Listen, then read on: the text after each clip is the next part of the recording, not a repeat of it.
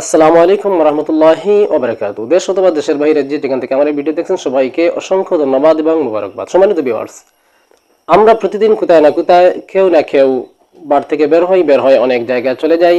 আমরা অনেকেই কাজকর্ম করি, বিদায় আমরা বাড়ি থেকে বাইর হতে হয়।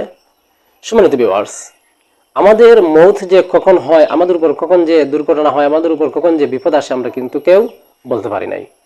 নবী করিম সাল্লাল্লাহু আলাইহি সাল্লাম একটি দোয়া শিক্ষা দিয়েছেন। যখন আমরা বাড়ি থেকে বের হওয়ার পর যদি একটি দোয়া পাঠ করি, তাহলে ফেরেশতাদের পক্ষ থেকে তিনটি কথা বলা হয় যে তুমি যা বলেছো যথেষ্ট বলেছো, যা করেছো তোমার জন্য যথেষ্ট হয়েছে এবং শয়তান তোমার কাছ থেকে দূরে গেছে। এই তিনটি কথা ফেরেশতারা তাদের পক্ষ থেকে বলে থাকেন।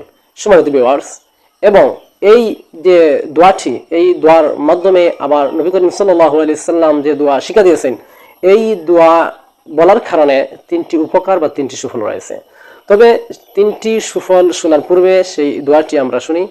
বিসমিল্লাহি তাওয়াক্কালতু আলাল্লাহি লা হাওলা ওয়ালা কুওয়াতা ইল্লা বিল্লাহ। এই দোয়াটি যদি কেউ বাড়ি থেকে বের হওয়ার সময় যদি পড়ে বা পাঠ করে, তাহলে তার জন্য তিনটি উপকার রয়েছে। এক নম্বর হলো, যে যেখানে যাবে, যে পাঠ করবে সে যেখানে যাবে তাকে সহি সালামতে আল্লাহ পাক রব্বুল আলামিন সহি সালামতে তাকে সেখানে পৌঁছে দিবেন, এক নম্বর। আর দুই নম্বর যে সুফল হলো সেটি হলো যে সে কাজে যাবে সেই কাজটি সে সফলভাবে করে নেবে, অর্থাৎ সফলতা হবে, কামিয়াবি হবে সে কাজ। এবং তিন নম্বর যে সুফল, তিন নম্বর যে উপকার, সেটি হলো সে কাজটি করার পর আল্লাহ পাক রব্বুল আলামিন তাকে সহি সালামতে আবার তার বাড়িতে ফিরে নিয়ে আসবেন। অতএব আমরা অন্ততপক্ষে এই দোয়াটি মুখস্থ করে আমরা কোথাও বাইর হওয়ার সময় আমরা এই দোয়াটি যেন পাঠ করি। আমি আবারও এই দোয়াটি বলছি, বিসমিল্লাহি তাওয়াক্কালতু আলাল্লাহি লা হাওলা ওয়ালা কুওয়াতা ইল্লা বিল্লাহ।